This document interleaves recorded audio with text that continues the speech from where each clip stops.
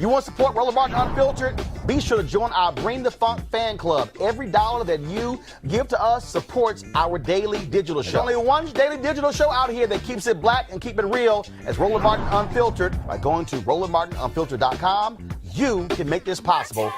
Many of you know him well. He is one of the foremost intellectuals in the country. I did not say black intellectuals, foremost intellectuals. He's an author, a scholar, lecturer. He is a professor. And he simply goes by. The only time you might ever hear him not got something to say is if he's listening to, of course, John Coltrane. It's true. Dr. Cornel West. And Curtis Mayfield. Oh, yeah. Dr. Cornel West, how you doing? How you doing, my brother? Man, I'm great, sir. You, brother. You got longevity, though, brother. You rolling.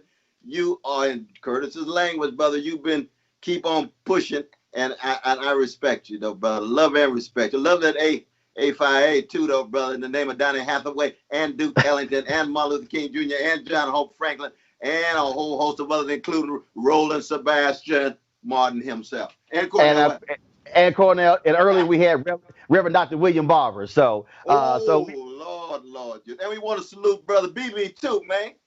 Yes, sir. That's an amazing song. He represents a grand exemplar of our great tradition, man, the black musical tradition, the greatest modern tradition in the modern world, dealing with catastrophe and responding with creativity and compassion. So we salute BB and CC. Their whole family is part of the nobility of the artists that keep us real and keep us accountable, my brother. Speaking of that, I asked this to Erica Alexander, and I said this, and I've been saying it.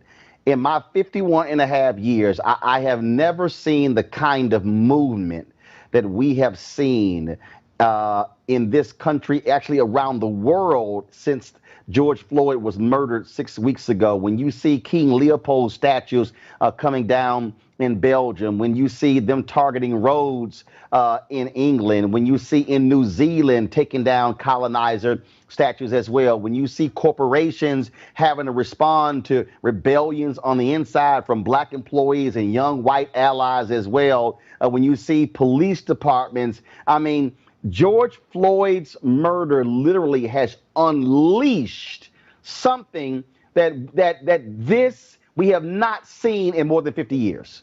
You are absolutely right, though, brother. And Brother Floyd Jr., though, man, his impact on the world. We were comparing him with Emmett Till in 1955, but now it is so global and international. It's amazing. It's amazing what happens when the manifestation of a spirit, of a hatred, of an injustice, in this case of white supremacy, and the fact that it's a combination. You got a neo-fascist gangster in the White House, lying, tied to crimes. You got pandemic in place, so people do have extra time to think about some things rather than just get caught in their routine. And then you got public lynching. And then the hunger and the thirst for something real. All that coming together, and my brother, this marvelous manifestation of militancy on the streets in the name of a bearing witness in the face of white supremacy is a beautiful thing, though, man. It was unprecedented. Nobody could have predicted this. Nobody. Right. Well, and I think I was having a conversation last night, and someone said that this thing just happened. I said, no, this did not just happen. I said this was a buildup. This was a constant buildup. I said you can go back to Eric Garner. You can go back to those deaths, John Crawford III, Rekia Border, Yana Jones. You can go back. You can Breonna Taylor, Mark Arbery. You can go back to Trayvon Martin. You can go back to Jenna Six. I said you can just keep going back. I said, and then what you had was I said for the 12-year-old kid. White kid, when Obama announced in February 2007, that white kid is now 25. And so you have all of those things. And I said, we can't overlook that for them, their first president was a black guy. And then the second time, 8 years, then a woman is a leading candidate. So the world that they have seen is totally different from previous generations. And it has unleashed these forces that, frankly, America and the world was not prepared for. That's exactly right. The one thing I would add, though, brother, and you tell me what you think about this, is the intense Afro-Americanizing of young people of whatever color in hip-hop culture. Yes. So from Tupac and Biggie all the way through Missy, all the way up to Jay-Z and Kanye. We know how confused our brother Kanye is, but I still love the brother, appreciate his genius. But the impact of the hip-hop artists in shaping the sensibilities of a lot of those young activists who are out there, you see, because they've heard from NWA. They've heard from the various artists about police brutality. Now they get a chance to see the public lynching before their very eyes. And so in that regard, the role of the arts becomes very important in terms of shaping the sensibilities of these hundreds of thousands of folk, but disproportionately young folk who hit the streets. Does that make sense, my brother? No, it makes total sense because, again, but that's a part of these forces and how they're moving and how they're converging. Yes.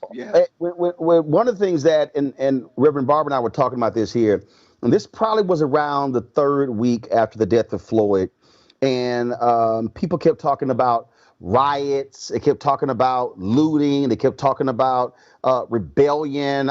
Many of us were using the phrases reckoning. Then I went to my library, and then I grabbed a series of books. And I see your books behind you. And one of the first one, I was trying to really think about this thing in a much broader and bigger way. Yeah. And the first thing I thought about was Du Bois' Black Reconstruction. Then I pulled out Eric Foner's book, Reconstruction, America's Unfinished Revolution. Oh, yeah. Then and those two go together, hand in Yeah. hand. 1935, 1987. Then I pulled out Manning Marable's The Second Reconstruction and Beyond in Black America. Oh, And, yeah. and then Dr. Barber's book, The Third Reconstruction, Moral Mondays. I have been saying that this is the third Reconstruction, that we should not look at this as sort of this short-term thing. We should look at this thing as the first Reconstruction was 12 years. The second Reconstruction, Marable has it 45 to 2006. I really have it from 54 to 68. I said, which lasted 14 years. We have to be thinking in terms of the third Reconstruction, because Reconstruction means literally reconstruct the nation, reconstruct the system, reconstruct the paradigm, not make small fixes. Your thoughts? Oh, you're absolutely right. And I would turn to Du Bois's great text of 1921 called The Gifts of Black Folk. A lot of folk know the 1903 book, The Souls of Black Folk, but the gifts of Black folk. He says, what are the gifts? Well, two of the major gifts is the reconstruction of freedom, the reconstruction of democracy. But the big difference here, though, brother, is that this third Reconstruction that you talked about, that Brother Barber talks about, and Brother Eddie Glaude talks about in the Third American Founding in his recent book on James Baldwin, Begin Anew, is that we're this moment of the decay and decline of the American empire, so that the impact of America around the world is lessening, not just its reputation, but its inability to present itself as something that it is not, which is this beacon of liberty. I mean, here's, July 4th, right? Right. Frederick Douglass, celebrations of shame, national greatness, swelling vanity, boast of liberty, unholy license. America reigns without rival when it comes to revolting barbarity and shameless hypocrisy. That's Brother Frederick Douglass, July 5th, 1852. Well, now the chickens have come home to roost, though, brother. America has been revealed to be a place that cannot deliver basic goods and services to its own people. 40% of Americans living near or in poverty. It cannot protect rights and liberties when it comes to those dissenting voices that are being pushed to the side too often. And it cannot deliver purpose and meaning, because its commodified culture is so spiritually empty and vacuous, and it's all about getting over and manipulation and domination, rather than learning how to care and nurture for others and cultivate intimacy and love, which is what makes life worth living. That's why you got the drug overdoses taking place. That's what you got, the unbelievable sense of meaninglessness, what I call nihilism, taking place, so that the culture of an empire, as well as its nation state, with all of its militarism around the world, AFRICOM in Africa expanding and so forth, dropping drones on innocent people, and then the greed, my brother, the greed beginning on Wall Street and spilling over, which is out of control.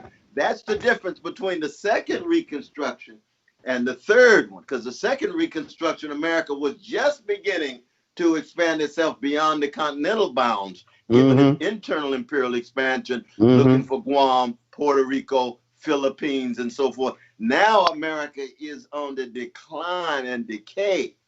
And you begin to see what Malcolm was talking about. You're going to reap what you sow.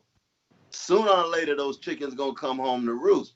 And then the question becomes, how do we, in the belly of the beast, still love truth, beauty, goodness, love Black people enough to recognize that the reconstruction and the reawakening is the only option, or America goes under?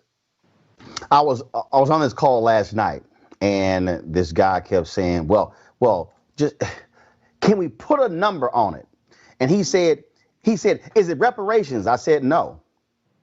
I said, no, it's not. He says, well, can we put a number on it? I said, no. I said, it's an unknown number. And he was like, well, I don't understand. I said, see, here's the problem with this conversation. I said, how America always works is it's so like you take your car in and you don't really want to hear what the mechanic, just tell me how much it's going to cost. It's just money. So they give you the number and you're like, okay, fine, fix it. I don't want to hear nothing else. what I explained to them is, I said, you can't put a number on this. And I know Bob Johnson came out, said 14 trillion, and I've seen other reports. I said, the reason I said I'm not going to put a number on it, the reason I'm not going to call it reparations, is because I said, this thing is so deep, it is so pervasive, it is so systemic, that if I put 14 trillion on it, once I get in, I may realize it's 40 trillion. Yeah, 20, I was thinking 28, 45, yeah. I said, so what you want me to do, you want me to limit, so when we hit that limit, well, you said it was 14, hey, here's 14. I said, no. I said, because you got to deal with education, you got to deal with housing, you got to deal with health. I started going through all these different categories, and I said, it's not that simple, and I think that's the problem with America. The impatience of America is like, look, just how much is it going to cost for y'all to go away? And I'm saying it ain't that simple to simply say how much is it going to cost, because, again, I'm sitting here with where do we go from here, chaos or community. Ooh, yeah. King said, America, you ain't ready to write that big check. And he didn't put a number. He just called it that big check. No, that's real, though, brother. I mean, part of it is people always want to reduce these kinds of issues of such crimes against humanity to just monetary matters, because America is a business culture. It's a market-driven culture. It's a money-obsessed culture. But you are absolutely right to resist it. But I think what you and I would agree is that there's got to be some kind of repair. So some form of reparations is required. And so we're going to have a dialogue. And the dialogue's got to be a robust dialogue. We got to bring in William Gardy. You know what I mean? You got to bring in all the different voices. You got to bring in Sister Yvette and Tone and all the other voices that's been talking about reparation. But at the same time, you see, I want to talk about redistribution of wealth in addition to reparations. Right. I mean? And that's what I'm saying. That's not being a citizen. That's not just about being a descendant of slavery, Jim Crow, Jane Crow. That's just as an American citizen, they have a right to Medicare. That's what Brother Bernie's absolutely right. They got a right to a job with a living wage. They got a right to decent housing, and they got a right to quality education so they can get their minds and souls together to be fortitude, to love and respect ourselves enough to be willing to fight. And that piece right there, again, because what it does is, and this is how I've laid it out. I said, we Black folks, we've never had full citizenship. That's true. I said we've had it technically.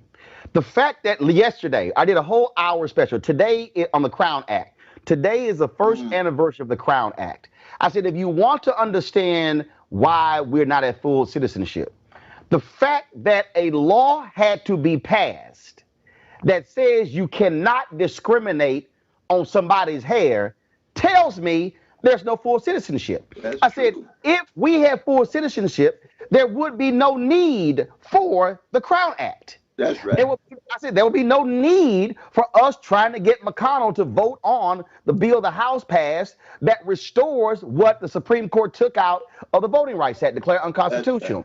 I said, I said to this group of largely white folks, I said, that's what y'all don't understand. I said, we have always had to go back and legislate our rights when you got it just because it's you. That's exactly right. And that's what Malcolm was trying to tell us in the 60s, that you cannot be a full-fledged citizen if you have to undergo constitutional revision with an amendment to make you citizen, and then it's on paper but never enforced, is never executed on the ground. And when you try to execute it on the ground, you get white backlash so that it can never be true in practice, even when it's on paper. We break our necks to get it on paper. Right. Even when you get it on paper, it's not enforced, you see. So that, you know, it raises deep issues in terms of whether the country has the capacity to treat the masses of Black people with respect and dignity. That's Garvey's question. Garvey used to say what? As long as Black people in the United States, the masses of Black people will live lives of ruin and destruction. Now, I have great love for Marcus Garvey. I have great love for the Black nationalist tradition. I'm not a Garveyite. I'm not a Black nationalist. He's my brother. They are my brothers and sisters and so forth. But that question, the Garvey question, remains unanswered because the masses of black men, I'm not talking about the exceptional Negroes. I'm not talking about the black middle class. I'm not talking about those who have been incorporated and in some sense integrated. And I love them too, but I'm going to bring critique to bear on them if they don't put black poor and working people at the center of their view. And of course, for me, the Christian,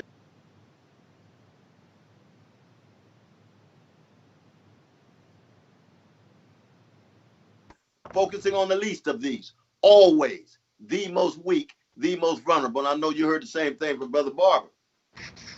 The thing that, as I look at right now, and first of all, these brothers and sisters with Until Freedom and other organizations, New York Justice League, they are strategizing, they're planning, and they're operating. But one of the things that and there are numerous groups out there. There are groups that are national, there are groups that are regional, that are local. Of course, you have your traditional groups, the NAACP and the Urban League, but then you have a number of other different groups. What has been, it's not necessarily troubling me, but as I've been sort of trying to, again, think about this in terms of reconstruction terms. Right. The thing that what I keep saying is, I think, Doc, that the ask is too small. And as I was sitting here, so this was one of the things that, so MLK wrote in Where Do We Go From Here? He says, one of the main questions that the Negro must confront in his pursuit of freedom is that of effectiveness. What is the most effective way to achieve the desired goal? If a method is not effective, no matter how much steam it releases, it is an expression of weakness, not of strength. And so I think right now, the ask is too small. I have been on calls with, I'm vice president digital for National Association of Black Journalists. And we were on a call and someone was talking and they were talking about, well, this corporation, they were asking for 100,000. I said, I'm sorry. I said, that's too small. They said, Roland, what are you talking about? I said, 100 million each. That equals $1 billion. Folks, they were like, what? I said, yes, $1 billion. I said, y'all, this ain't a small ask. I think what we're seeing, people are excited. Well, Adidas is giving 100 million and Michael Jordan and Comcast is giving 100 million and Apple 100 million. And I'm sitting there going, 100 million a year? I think we got to be challenging our folks to say that the ask is too small. That's true though, brother. That's true. Because see, what has happened now is, when you have brothers and sisters of all colors in the streets and the status quo is running scared, that they throw money at the problem. But see, philanthropy is not justice. Charity, not justice. And it's not investment. And it's not investment. And it's not consistent and recurrent. I like your notion of annual, yearly, a pattern of support, you see. But we got to make sure that vast amount of that money though just doesn't end up in black professional pockets. Right. Somehow it's got to get to our precious brothers and sisters in the hood, dealing with poverty, dealing with inadequate housing, dealing with massive unemployment and underemployment, because it's so easy that the money remains circulated within the professional class, be it black, white, or whatever. And so you end up with a class hierarchy that's just more colorful at the top, but the class hierarchy still got too many folks suffering, disproportionately black, disproportionately brown, disproportionately indigenous peoples. Which still requires organization, which still requires structure. And courageous leadership. Leadership. Right, and that's the piece where what I keep saying to folk is real easy to say. It's real easy. I go back to the May Day marches we had. You had Latinos/Hispanics marching all over the country. 1 million in LA, 1 million in New York, in Chicago, in Houston, all over the place. But people say, well, why wasn't it effective? It wasn't effective because you had boots on the ground, but you did not have organized infrastructure who could then take those demands, place it within a public policy narrative, and then drive it through. See, we keep talking about King and Fannie Lou Hamer and all those folk, but you can't ignore Clarence Mitchell. If there's no Clarence Mitchell walking the halls of the Senate and the House pushing folk on the bills, so he was doing that work, and so that's the other piece that And again, I look at these groups, and what I keep asking the groups is, okay, this is what you're doing, but what's your plan? I see but what's the plan? And you're doing, how's it reaching people? Where is it going? Where are resources going? And I think we got to keep doing is challenging black folks, black organizations right now saying, oh, okay, so the corporations are giving you NAACP this money and the Urban this money. Okay, but we want to see the plan. Yes. What you're going to do with the resources that they are given. There you go. We want accountability of you when the money comes in terms of your plan and how it will be executed. Now, I do want to say this about that Mayday, because I was there marching with my Latino brothers and sisters. You remember at that particular moment, DACA was off the chart. Yeah. We put pressure on Brother Barack Obama. Tremendous pressure for him to push through on that executive order. We had almost 1 million folk in Washington, D.C. And I give Mark Mario credit because he was there. It was wasn't that many black folk there. Very true. Brother Tavis was there. But I mean, you were covering it. But I mean, you everywhere. Right. You know what I mean? You everywhere. That's the kind of Houston, Texas brother you are. You everywhere. That's right. But the thing is that you have to be able to have an inside-outside strategy. See, you got the Sister Barbara Lee's on the inside. You got Bernie Sanders on the inside. I'm talking about the folk who really gonna fight. Now, I'm not talking about folk who just posing and posturing like peacocks. I'm talking about they're gonna really come through. But you have to have insiders who are heeding the call of folk on the street, so that pressure is very, very real. We one of the things that a few weeks ago, and we had a great conversation.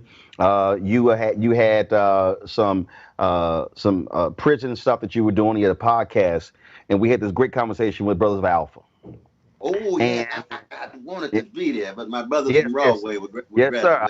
It's all good. We had an unbelievable conversation, and the thing that and the reason I have been pushing them. And I've been talking about this here because what keeps getting stuck in my head is something that King said. Because again, I keep getting stuck on organization and infrastructure because you can't mobilize people unless you have something you're mobilizing them into. That's right. And I want to get your perspective on this because I have been preaching and yelling this for more than a decade now.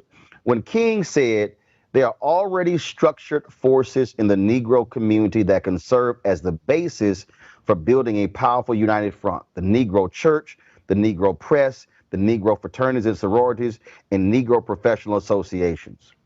But I love this line. We must admit that these forces have never given their full resources to the cause of Negro liberation. He said, too many Negro newspapers have veered away from their traditional role as protest organs agitating for social change and have turned to the sensational and the conservative in place of the substantive and the militant. Too many Negro social and professional groups have degenerated into snobbishness and a preoccupation with frivolities and trivial activity.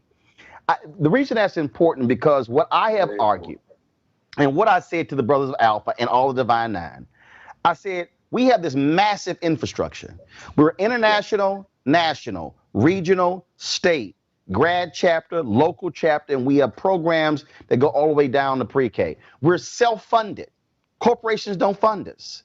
I said, yet our focus for the most part is on internal. And I've argued that if there's a city council, a school board, a county commission, or a state legislature, if they see men in black and gold and don't automatically shudder, that means we have not been showing up, flexing our muscle. Ooh, that's a powerful, powerful way of putting it, my brother.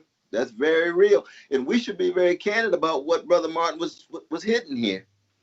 He was talking about the worst of the black bourgeoisie, the worst of the black middle class, or what James Weldon Johnson and Rosamond in the Negro National Anthem said, we're falling in love with the felicities of the world, drunk with the wine of the world. See, which is the superficial stuff, status, position, rather than service and sacrifice. Now, the best of the black bourgeoisie, Martin himself, Duke Ellington himself. We can go on and on. Those middle class folk that said every black person, and I would say as a Christian, everybody, but every black person has exactly the same status. Right. So if your child is Jack and Jill, you ought to be as concerned about brothers and sisters in the hood as Jack and Jill brothers and sisters. See, that's what Martin was getting at. So when you look at the churches, the mosques, fraternities, sororities, they've got wonderful folk in them, but they also have tendencies, and you and I have seen it over the years, to deal with superficial things.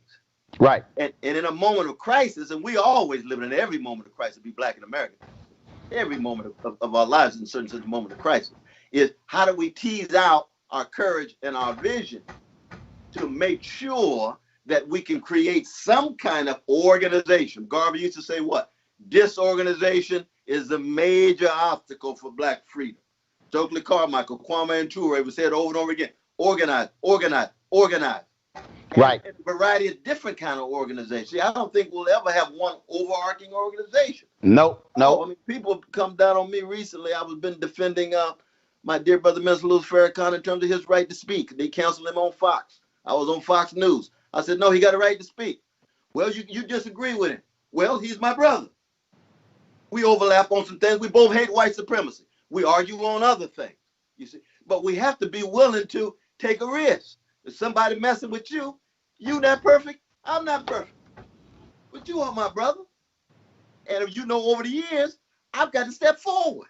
Why? Not because we're any of us exemplify purity, but because there's a slice in the black community of people who are willing to step out, be courageous, cut against the grain. And when they do that, even when you disagree with them, you have to defend their right to be, to speak, and so forth. And so that requires just a matter of consistency, though, brother. And consistency is a rare thing these days. Even given this historical moment that we're in, it's hard to find consistent folk. That's why I started off talking about your longevity, man. The up, the down, Roland is still there. That's right. You ain't gonna do it, man. Right. And you're absolutely right. On that one is very. So I want you to explain for our folks. We discussed this the other day, that I don't think white America has really any understanding that with the relationship between Nation of Islam and African Americans. And some people got mad at ICE. Some people got mad at Ice Cube when CNN's Jake Tapper was criticizing Farrakhan, and Ice Cube tweeted, "Watch your mouth." Right. Right. What do you say to the white folks and some black folks who say, "Wait a minute, how can you be black and criticize a Richard Spencer, criticize some? So they would throw in a David Duke and other. How can you criticize them, but then you'll say that Farrakhan should speak?" How do you respond to that? Well, one is I say first you got to quit lying about my brother, Minister Louis Farrakhan. When he said Hitler was wickedly great, he was the greatest among the wicked ones. And it was an indictment of a Holocaust. It was a critique of Hitler's treatment of Jews. So what has happened is you get this shoddy journalism where they say, Ms. Louis Farrakhan said Hitler's a great man. That's a lie. He said he's wickedly great. Well, he said something about Judaism. He said Judaism can be used as a gutter religion. Well, I'm a Christian. You know that. Can Christianity be used as a gutter religion? Hell yes. Ku Klux Klan. Constantine using Christianity to defend the empire. Christianity used against women, against gay brothers and lesbian sisters. So first you got to tell the truth about Minister Louis Farrakhan. Now, does Minister Louis Farrakhan speak only the truth? No. He got to be accountable like everybody else. And in fact, you challenge him aggressively on his attacks on people of the Jewish faith. Absolutely. And when we met for 9 hours, when we first met, and all I've told him was, I said, there's no such thing as the Jews. You got reactionary Jews, you got right-wing Jews, you got centrist Jews, you got progressive Jews, you got revolutionary Jews, just like there's no such thing as the blacks. Nobody speaks for me or speaks for you. We got Clarence Thomas on the one hand, we got William Barber, we got Michelle Alexander and Angela Davis on the other. And he received that. He said, Brother West, I see what you're saying. I see what you're saying. So part of the problem is that when you have a corporate media that is so intent on lying on a brother, first you got to make sure you get the truth. Then when you get the truth and you still have disagreements, then you have a serious conversation and dialogue. But I think one can never deny the level and the breadth of the longevity of Minister Louis Farrakhan's hatred of white supremacy. That's just a fact. His impact on everyday black people. That is just a fact. That does not mean in any way that we agree with everything. I mean, of course, as he's a Muslim and I'm a Christian, we got theological disagreements, just like Malcolm and myself. But at the same time, I'm going to be very honest and always try to be candid and speak whatever truths that flow out of my soul and deal with consequences. And what has happened is it's been almost taboo to have anything to do with Mr. Louis Farrakhan because of the corporate media. You see, I think that's wrong. I think that's wrong. Speaking of that, I'm looking at various comments here on our YouTube channel, on other channels, and there've been a number of people who said, "I hear you, Dr. West, but I can't get over what you did to Obama." Mm. And he's been gone now for 3 years out of the presidency. And you and I had a previous conversation about that, where we had a very honest dialogue where I stated where I thought you made missteps. Absolutely. As you reflect on that, as you reflect on how a lot of black folks who really loved you and respected you, they turned away. How have you thought about that and played that through your mind in the last 3 years since he left the White House? Well, I mean, one, as you know, for me to do over 65 events for Brother Barack Obama for free from Ohio to Ohio in 2008, and then support him again in 2012, I would say, well, I am going to speak the truths inside of my soul in regard to any head of the American empire. That my critique of the system is different than a critique of just the person. I've never been obsessed with just the individuals. I've always been obsessed with the injustice in the system as a whole. So when they say to me, "Oh, Brother West, you were hating on Obama," no, I hated his relation to Wall Street when he bailed out Wall Street and didn't bail out the homeowners, and 58% of the black middle class lost their homes.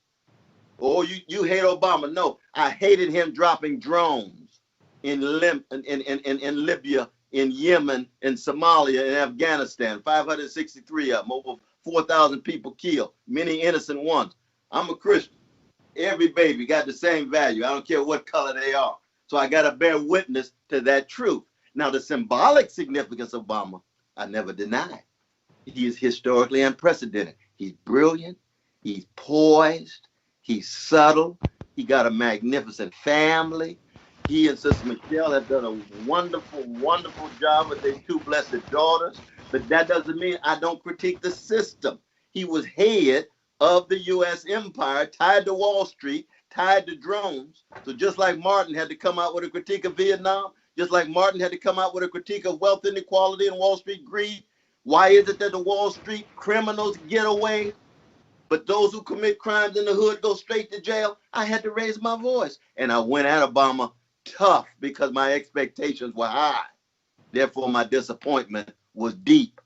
And so in that sense, I would say to many of the young brothers and sisters, whoever they are, and they don't have to still agree with me or whatever, but as they look back, do they not admit that when it came to Obama speaking to issue, even of white supremacy? You remember when the black leaders came out of the White House in March of 2009 talking about, well, there's no such thing as the black agenda anymore because Obama said he's not president of black people. He's only president of America. And therefore, I remember, and I disagree vehemently. I disagree vehemently. And I said explicitly right there in Ebony magazine, that makes me want to vomit.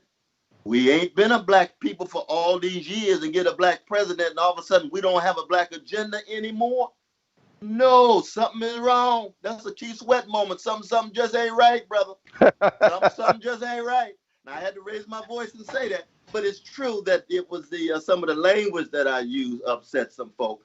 But when it comes to me speaking what's inside of my soul, brother, I'm going to be like Al Green. I just got to get it out no matter what it sounds like. And I'm sorry sometimes I want to be accountable. But in the end, it ain't about hating Obama. It's about hating deeds. See, I believe in hating the sin and trying to always love the sinner. And I've never talked about him personally in terms of his character. I've talked about his conformity, his complacency, and sometimes his cowardliness. And people don't want to hear that, but everybody got cowardliness. I got it. I know you probably got a little bit. He got it too. We need to call it out. What is your present day relationship with Tavis Smiley? I don't have one. I've never had a relationship with Tavis. We would speak, I would see him, but we never had a relationship. He lost his show. He lost the lawsuit. He no longer does his State of Black America events. There are a lot, basically before this whole phrase cancel culture came out, there were a lot of folks who said they canceled Tavis, and they were linking the two of you frankly, because of your criticism of Obama. Is there a place for Tavis Smiley in Black America, and should there be some type of reconciliation? Because when you bring up his name to a lot of Black folks, they are still very angry again with you and him, but especially him. Well, I mean, when you turn back to Brother Tavis's powerful text, accountability, if they actually read that text, they'll see that he turned out to be more right. Because all he was calling for, and I was calling for, was accountability. When he and I went on the poverty tour, because Brother Barack Obama would not mention the word poverty, he only talked about the middle class. Who's talking about poverty now? Almost everybody. Mm-hmm. So that people have to give Brother Tavis credit in that regard. And one, Tavis will always be my brother. I always have a deep love for Brother Tavis. We certainly are not as close as we were before for a variety of different reasons. But that doesn't mean I don't love my brother. And his contribution from Black Covenant and a whole host of other things are undeniable. His impact, undeniable. Tom Joyner Show, undeniable. So the idea of just pushing people away so quickly, I think it's not a good thing. It's not a good thing. And all of us in life go up, and all of us in life go down, and it's the bounce back. And he's bouncing back, and it's a beautiful thing. We are seeing, I also think with George Floyd, I hope to see a massive resurgence, as Dr. King said in Where Do We Go From Here, the militancy of Black media. The reason I created my own platform was because I said, to be perfectly honest, I wasn't interested in asking a white producer, can I go cover Black people, and them saying no. Right. I said we could not have gotten to where we are now unless we had a Black-owned media that speaks to us.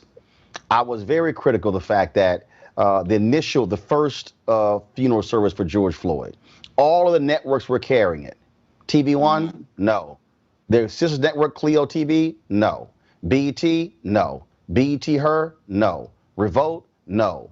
OWN, no. Bounce, no. Aspire, no. Afro, no. And I said, what the hell? How can you have this moment where the nation is transfixed and you turn to these other networks and they were showing the funeral of George Floyd, and the Black networks were showing damn sitcoms? Wow.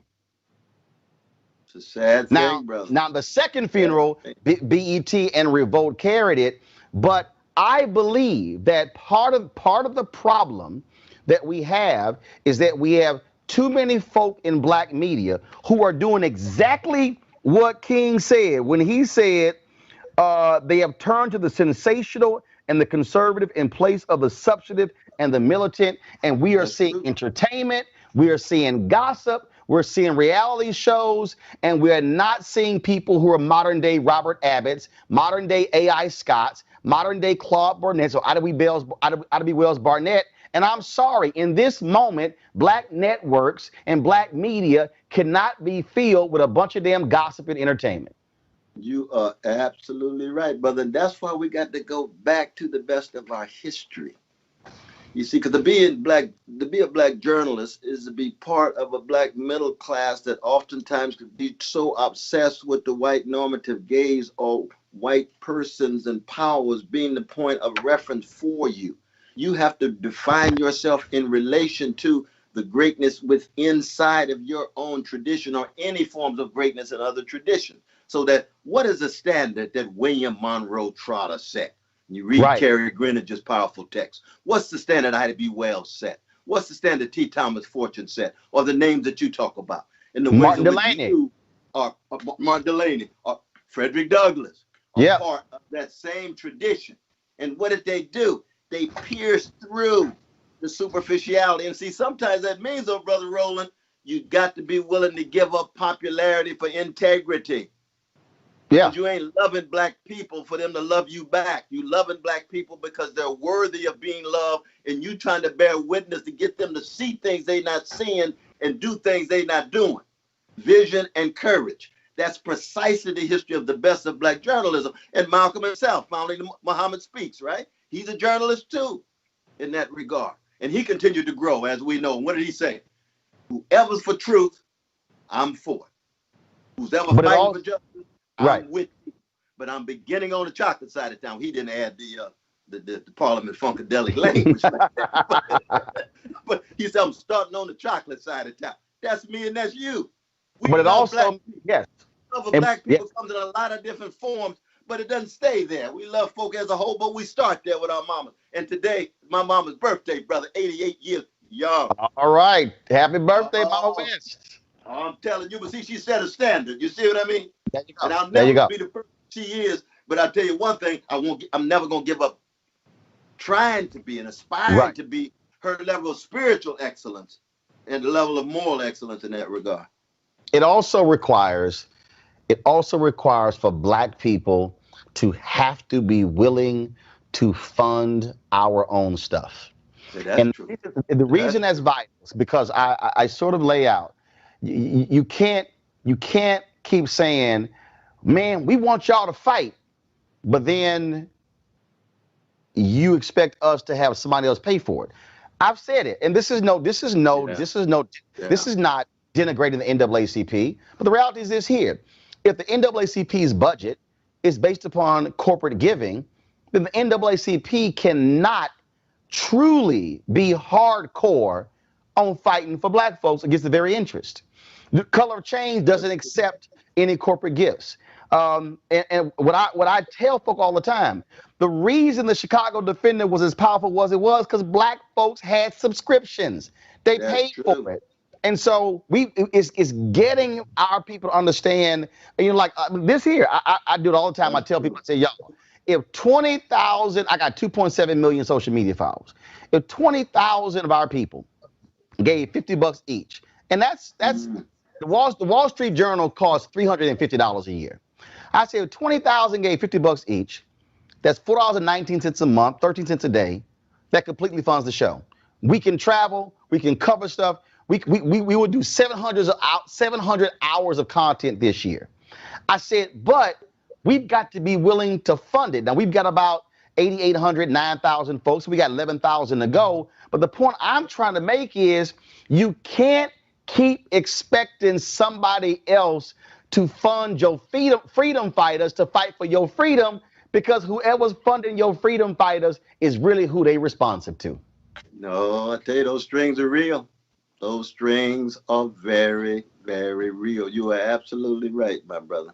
Absolutely right. And that means that we have to have a black business class that puts struggle for justice more at the center than just a matter of making money and living large. Now, we're not denying, they can live well. Right. But when you're in struggle, you got to be able to make some sacrifices here. And you got to be able to provide support for folk who are fighting for your cousins, because all your cousins not doing as well as you are. And they are just as precious as you are. And many of your cousins catching hell, and getting tired that all of us got, loved ones dealing with mass incarceration and all of this mass unemployment and the inadequate education and housing. And they are just as priceless as anybody else. Mm-hmm. Oh, and that's why I don't have it, but it actually is upstairs.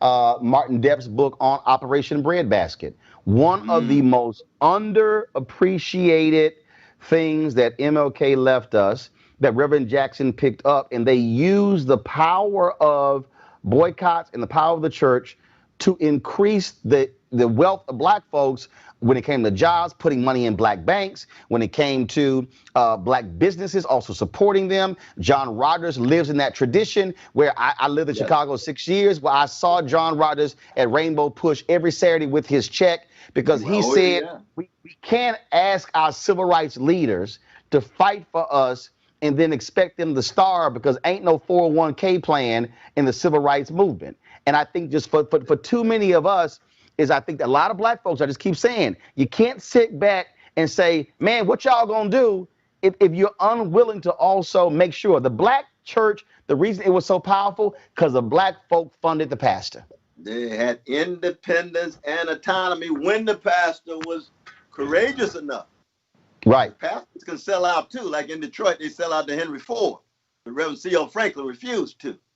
Charles Leander Hill of Hartman Memorial refused to. Charles Adams refused to, but you are absolutely right. And John Rogers is a good example. I break bread with him every year.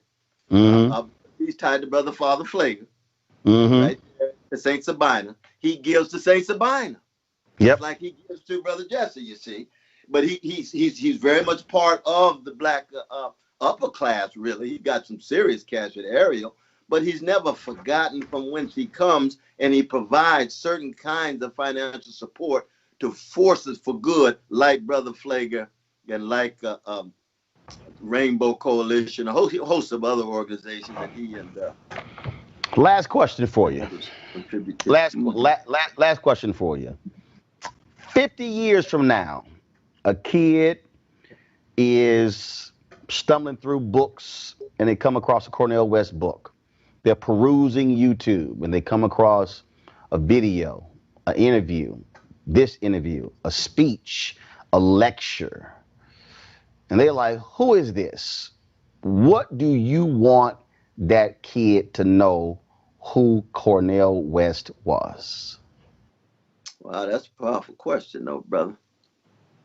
I would say this, that if they had any sense of what I tried to do in my own fallible and feeble way, that I would provide them as a vehicle to what it is to be part of a great people, of a great tradition, who've been hated chronically for 400 years and kept dishing out love warriors, who were terrorized for 400 years but still was free, who was traumatized for 400 years but still had a style and a smile. And so they would then connect me to Ma Rainey's, the Bessie Smiths, the John Coltrane's, the Curtis Mayfield, the Dramatics and the Delphonics and the Emotions, and all of those of that tradition in the face of overwhelming catastrophe that said, here comes some more compassion, here comes some more courage, here comes some more creativity. Listen to Mary Lou Williams on the piano and you understand what West was trying to do. Be a part of that tradition, not looking for popularity now. No, not at all. Looking for integrity, putting a smile on his mama's face and his daddy's and grandma and granddad, because that's where I come from. That's who I am. So I would hope they wouldn't focus on me. They would see through me this great tradition. And I do believe, though, brother, it is the greatest tradition in the modern world. There's been no other people who have been both hated and terrorized and traumatized the way black people have, and yet keep dishing out love warriors. Now, how long that tradition gonna last? We don't know. We don't know. We may reach a point where the black community say, you know what? We just need to create a black version of the Ku Klux Klan. They terrorized us, we terrorized them. Our tradition says we were looking for something deeper. But we might run out of gas. And they'll say, well, Brother West was one of those old Neanderthals. He was part of those old love warriors. Hey, that's true. That's true. We don't know what the future people bring, you see. But a little small slice in my shipwreckage life make access to that great tradition. So if they end up listening to John Coltrane, Love Supreme, they understand what I was talking about. Oh, yeah. They listen to a little Aretha. They understand what West was talking about in his text, in his interactions, in his movements, in his style, in his smile. That's where I come from. My booking producer Jackie Clark hit me. She said, Dr. West called me twice already. Want to make sure we doing this interview tonight. I said, let him know we good. We gonna do it a whole hour. She said he's excited. He wanted to make sure I said we on. No, see, when you called through her, I said, Brother Roland, I'm stopping everything. People don't understand what we got together. You know what I mean? Yes, sir. We don't have to agree on everything, but we brothers. So I stop everything. But then I called in. She's been magnificent. And I called and I said, I just want to make sure. I ain't missing this. On Mama's birthday, I ain't missing this. This is Brother Roland right here. Well, they also don't know that you and I have closed many parties together. The last one on the dance floor. So just so folks don't get confused with it. Ooh, you ain't like a little midnight star. What you talking about? But I love you, brother, and I respect you. Love you well, my brother. Dr. Cornel West, it's always a pleasure. Our folks, they have absolutely enjoyed this. They're going to enjoy the restream as well. We appreciate it. Keep swinging. And in the words of our frat brother, Vertner Woodson Tandy, and I end many of my speeches this way, we will fight until hell freezes over, and then we will fight on the ice. Oh, Lord have mercy. I never heard that formulation. Yes. I know being faithful unto death of Gardner Taylor, Emmanuel Scott, and Carolyn Knight, but on the ice, brother. Vertner Woodson Tandy said we will fight until hell freezes over, and then we will fight on the ice. On the ice, that's the tradition we come from, brother. Go down swinging like Muhammad Ali and Ella Fitzgerald. Don't mean a thing if it ain't got that swing and the stang in the swing. Keep that stang in the swing. Yes, sir. You have a smile on your face, though. You know what I mean?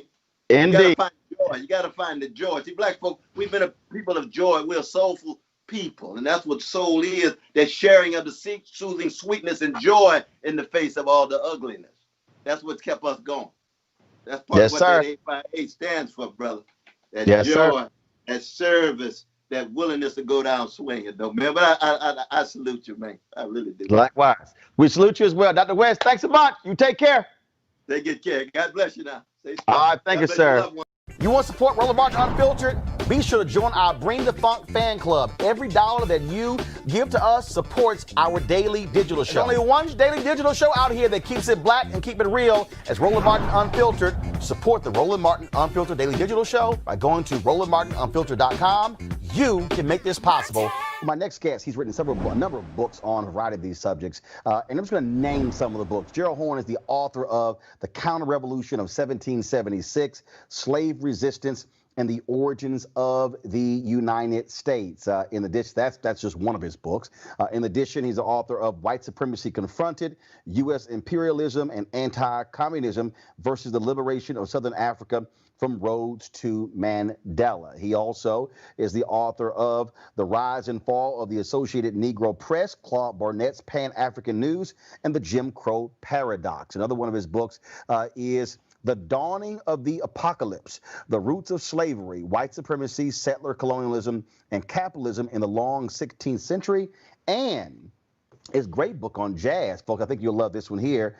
Jazz and Justice, Racism and the Political Economy of the Music. If I had to name all of your books, Gerald, I wouldn't have any time to do the interview. Glad to have you in Roland Martin Unfiltered. Thank you for inviting me. So let's just first of all, I will, before we even get into the books, just want to get your assessment of this state of this campaign. Democratic convention took place this week. Just want to get your overall thoughts as a historian, as a political science professor, as somebody who studies and lives this stuff every day. Well, I have a mixed opinion. Certainly, I agree with the consensus coming out of the convention that Donald J. Trump must be defeated by all means necessary. But I think that there were mixed signals coming out of the convention that are disturbing. I mean, why is it that Republicans like John Kasich, the former governor of Ohio, got more time than Alexandria Ocasio-Cortez, one of the party's rising stars? And I was also disturbed by the dearth of focus on foreign policy, particularly during a week that you had the government in Mali that was overthrown in a coup, a direct result of the overthrow of the Libyan regime in 2011, when the weapons in Libya leaked into northern Mali, creating a religious insurgency that has now captured 2/3 of the country. The problem for the Democrats is they oftentimes set foreign policy aside, but the Republicans don't, and then the Democrats get pushed into these wars that gobble up our tax dollars, leaving little to spend on education and healthcare, purportedly the major Democratic priorities. Well, one of the things, and when you talk about that, when you talk about foreign policy, on the night that was supposed to be National Security Night, I saw this one tweet from Paul Rykoff of IAVA. He said that it really wasn't much attention paid to that. He said, as opposed to, of course, General Colin Powell, he spoke that night. But look, Democrats also are in a position where Republicans, I said this last night on the show, Republicans can be far right or far right. Democrats have all these competing constituencies within the party. And so they're trying to sit here and again, play music to meet all those constituencies, as opposed to what you're going to see next week. It's going to be pretty white next week. Like I said, it's going to be pretty white. It's going to be pretty right and far right. And Democrats constantly are having to deal with this issue. Who are you appealing to? Who is the real base of the Democratic Party? Well, that is the $64 question, is it not? And part of the problem that your intelligent comment tends to suggest is that what unites the Republican Party base, even though they don't like to admit it publicly, 63 million strong, is that they're involved in a counter-revolution against the changes of the 1960s. They would like to see an overthrow, fundamentally, of this movement's fruits of victory against Jim Crow. That is to say, the Civil Rights Act of 1964 and the Voting Rights Act of 1965, which Chief Justice John Roberts has more or less sworn to gut, which he did in 2013 with the Shelby County case. And I think that that helps to unite the base of the party, but what makes it difficult to attack is that they don't necessarily admit that publicly, although we all know what the real deal is. Well, and you're absolutely right, because, I mean, look, a lot of people, it was really the Barry Goldwater book that changed the mind of many conservatives. And he really, of course, he opposed the 64 Civil Rights Act.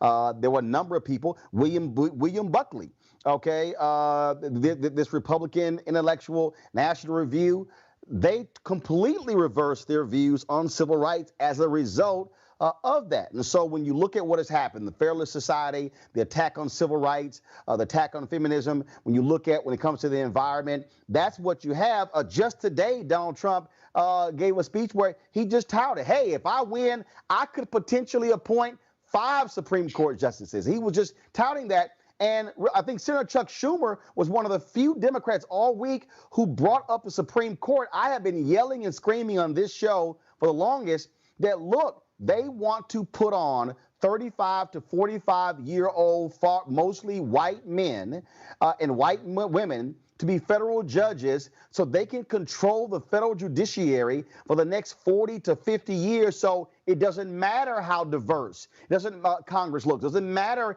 that the Black Caucus will likely have 60 members come January. It doesn't matter how many Latinos get elected. If they can control the courts, they control the country.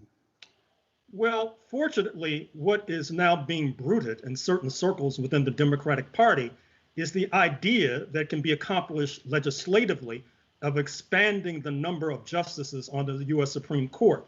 Right now, it's been 9. It's been 9 for a number of decades, but that is not constitutionally mandated. And if the Democrats follow through with the other suggestion of getting rid of the filibuster, which basically means that you don't need a 51 to 49 majority in order to pass legislation, With the filibuster, you basically need a 60-40 majority in order to pass legislation. I think those two maneuvers, if those can be executed early on, assuming that there is a President Biden sworn in January 2021, that could go a long way to pushing back this conservatism into the subordinate position where they so rightfully deserve to be placed. You talked about, in his speech, Joe Biden talked about Charlottesville. He mentioned that. And one of your books, first I'm gonna merge two. The Counterrevolution of 1776, Slave Resistance and the Origins of the United States of America, this particular book right here. And the other one, White Supremacy Confronted, U.S. Imperialism and Anti-Communism versus the Liberation of South Africa from Rhodes to Mandela. It's amazing when you hear people, they talk and they're like, well, you know, you guys keep bringing up systemic racism. In fact, today, I guess in his speech, you know, Trump said 1619. I never heard of 1619. I only heard of 1492, just simply showing his pure ignorance. That's what we're really dealing with here, Gerald. We're dealing with Americans who are just like Trump, who are wholly ignorant of this nation's history, who they sort of have this one view that has been taught what I call his story as opposed to history, and what folks are now having to confront with Black Lives Matter, what's happening in the streets. They're having to confront not just black folks talking about white supremacy, but this new generation of white folks who are like, damn, y'all black folks been right. There is white supremacy, and what we must do to deal with that. That's a part of American history embedded in every fabric of American society.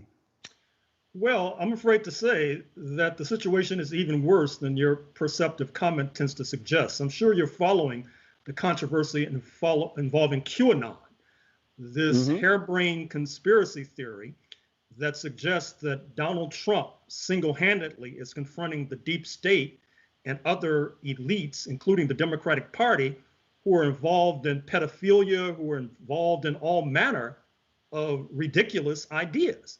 And they're sending members of Congress, presumably, to Washington in a few months, and Mr. Trump refuses to condemn them because I think he realizes that he needs every vote that he can get. But he's embarking on a very dangerous path when you let these extremists into the mainstream. Now, you note that a few moments ago, I mentioned that there was a counter-revolution unfolding against the changes of the 1960s. And I chose that term intentionally because, as the title of my book that you just raised in your hand suggests, there was a counter-revolution that led to the formation of the United States in the first instance. As I detail painstakingly in that book, The Counter-Revolution of 1776, in the run-up to George Washington and his comrades seceding from the British Empire, London, for various reasons, was moving towards the abolition of slavery. If they had allowed, that is to say, if the settlers led by George Washington had allowed that particular decision to leapfrog the Atlantic, it would have jeopardized the major source of their wealth. We're talking about major slave owners when we talk about George Washington, Thomas Jefferson, James Madison et al. And then there was the idea that London was getting tired of expending blood and treasure, waging war against Native Americans, and then turning the land over to real estate speculators like George Washington, who may have been the biggest landowner in North America. And as a result of this revulsion against London's policies towards land and labor, the so-called patriots decided to break the law and engage in a bloody armed revolt against the British Empire, establishing the United States of America. And thus, in 2020, it's no surprise that protesters on the streets of Portland, Oregon, have raised the relatively new slogan with regard to stolen people on stolen land. We are the stolen people, stolen from Africa to work for free for decades and centuries on the land stolen from the Native Americans.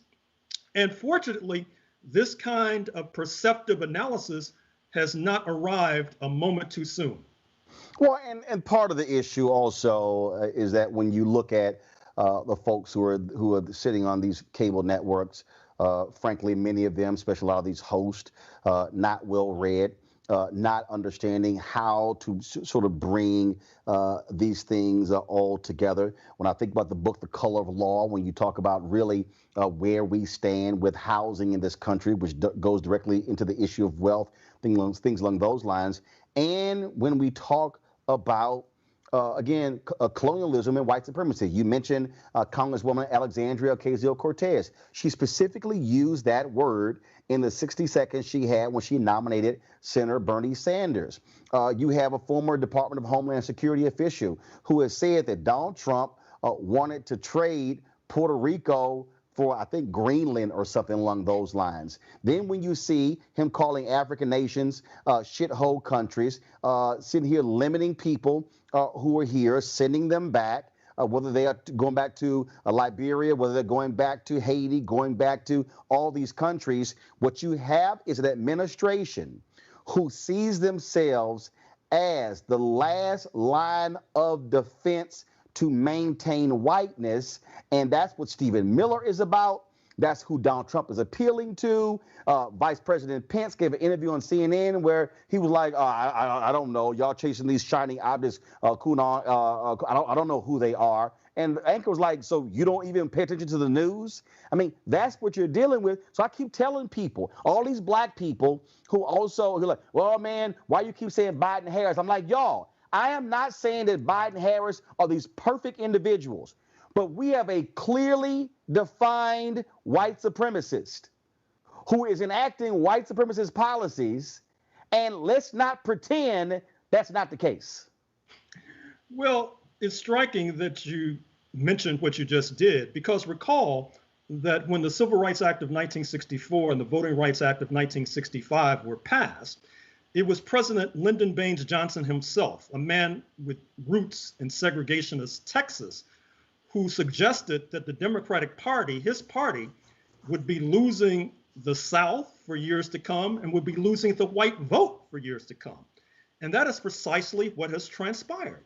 That is to say that the last time the Democratic Party won a majority of the vote that basically is defined as white was before many in your audience were even born, believe it or not.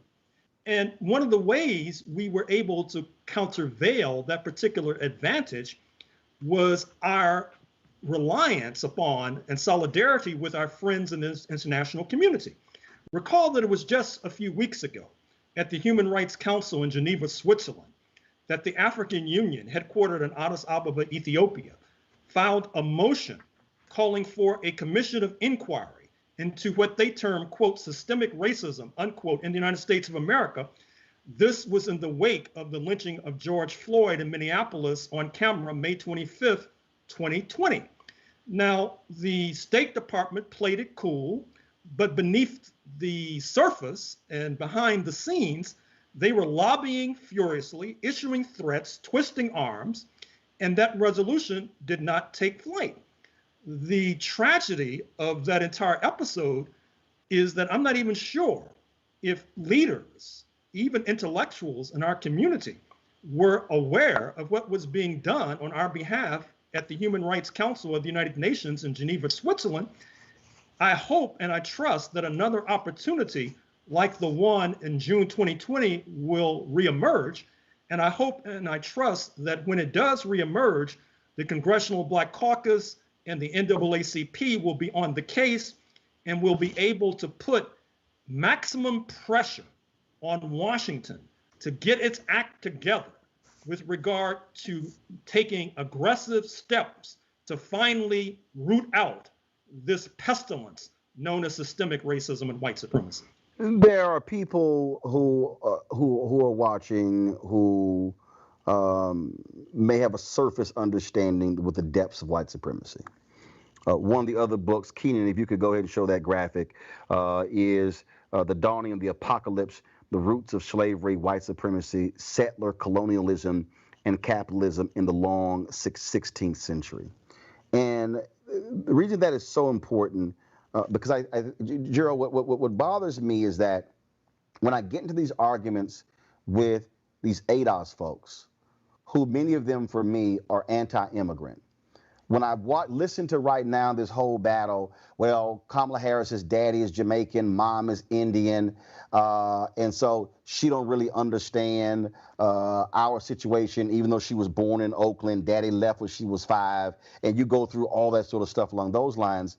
I keep telling African Americans, stop acting as if we're so different. They just simply got dropped off at a different spot before they came here. And what you try to do in your books is get people to understand white supremacy is not, oh, white supremacy in Africa, white supremacy in South America, white supremacy in Latin America, white supremacy in the Caribbean, or white supremacy in Northern America. You lay out, no. That's a direct connection, connecting the dots of white supremacy worldwide. Well, it's unfortunate that sort of discussion is taking place because it's not helping us move forward. I don't think that people realize that during the time when we were commodities, we were traded like commodities. You could be an Afro-Floridian one day, an Afro-Cuban the next day, and an Afro-Brazilian the very next day.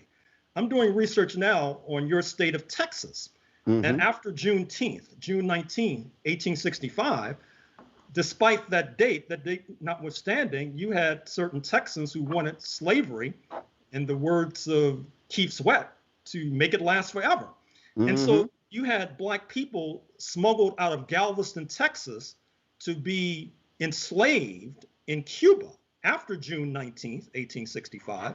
Just like before June 19th, 1865, there was this massive slave trade between the slavery plantations of Cuba and the slavery plantations of Marshall, Texas, Tyler, Texas, Northeast Texas, Southeast Texas, etc. Likewise, after June 19th, 1865, you had slave owners who wanted to be continued slave owners who smuggled Africans out of Galveston as far as Brazil. And so to try to draw up these distinctions today between some who have roots in Jamaica, some who have roots in Florida, some who have roots in Texas, I think it mangles our history. It does violence to our history. It doesn't do justice to our history. It disrupts Black solidarity. It disrupts Pan-African solidarity. And it basically sets us back while we need to move forward. Can you speak to that point you just made?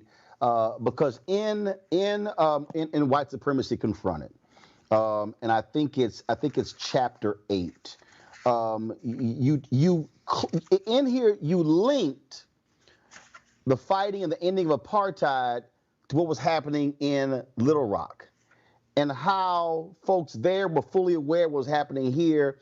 What was happening here, folks were fully aware there, and of course with Claude Burnett and the Associated Negro Press. I mean, you had this linkage here of folks understanding that they were fighting the same battle at the same time and were not these separate entities. And, oh, Africans, we can't stand y'all, African Americans, we can't stand y'all Africans. No, that wasn't the case. That certainly was not the case. And I think sometimes our friends, and perhaps even our antagonists too, lose sight of the numbers. I mean, we all know we're in a hostile environment, and yet roughly we're 40 million people, but perhaps 13 to 15% of the population. So how do you move forward given that disadvantageous situation? Well, historically, the way we moved forward was to realize that we arrived in North America, as Jesse Jackson used to say, as a result of a foreign policy called the African slave trade. And we were able to escape from slavery, not least because of a foreign policy. First of all, the Haitian Revolution, 1791 to 1804, which disrupted the entire system of slavery, creating a general crisis, pressing London, the superpower of that era, to move away from that system because they were afraid they would lose their wealth in neighboring Jamaica, not to mention their lives as well. And then they moved towards abandoning slavery itself in the 1830s under encouragement and pressure from the Haitian revolutionaries, which is one of the reasons why we'll always be in the debt of Haiti forevermore. And then to fast forward to the 20th century, after World War II, you saw that the United States was in a competition with the former Soviet Union for hearts and minds, particularly in resource-rich Africa and the Caribbean.